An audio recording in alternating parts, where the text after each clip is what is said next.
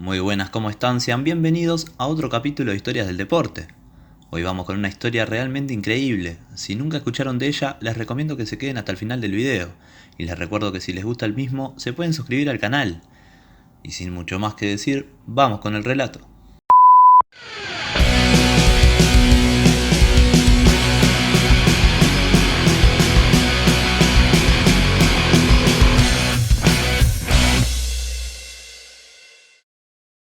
Noviembre de 1996, le suena el teléfono a Graeme Souness, una antigua leyenda del Liverpool que por ese entonces dirigía al Southampton. Esa llamada era nada más ni nada menos que de George Weah, un futbolista liberiano que en 1995 se adjudicó el Balón de Oro siendo hasta hoy el único futbolista africano en ganarlo. La llamada era para ofrecerle los servicios de su primo, Ali Dia, un senegalés de 22 años que tenía 13 partidos con su selección y que había quedado como jugador libre tras jugar en el Paris Saint-Germain.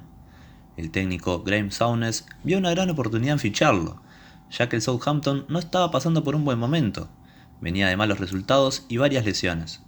Le firmaron un contrato de un mes y el 21 de noviembre de 1996, Ali Dia se presentó a su primer entrenamiento con el equipo.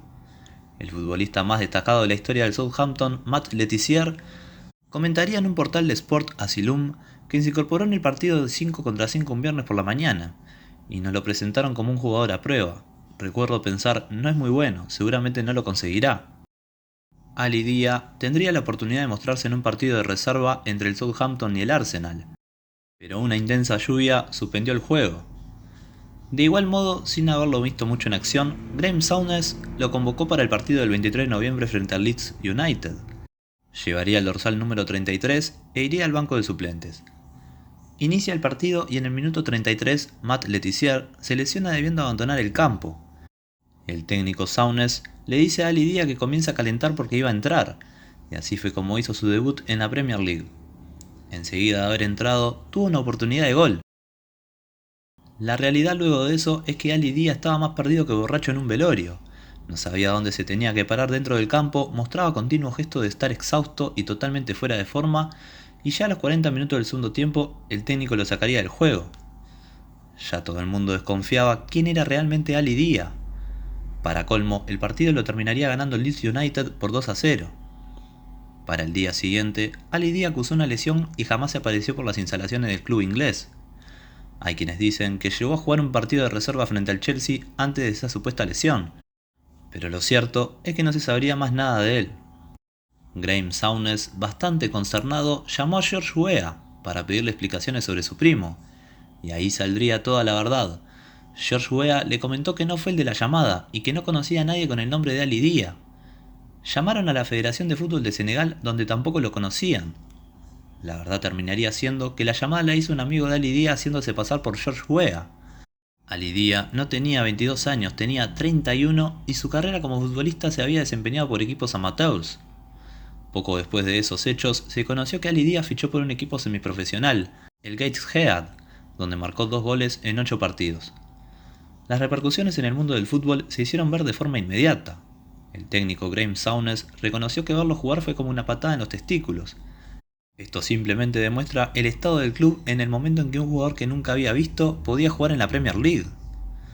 Del misterioso Ali Dia se supo que se licenció en 2001 en la Universidad de Northumbria y que trabajó para una empresa llamada G02 Football Representation, una suerte de agencia de jugadores. En el 2016, el portal Bleacher Report lo entrevistó, donde Ali Dia dijo: "Me han retratado como un mentiroso y eso no es cierto.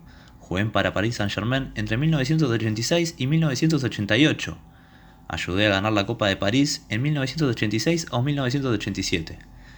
Dijo que entrenó un mes y medio con el Southampton antes del partido contra Leeds United.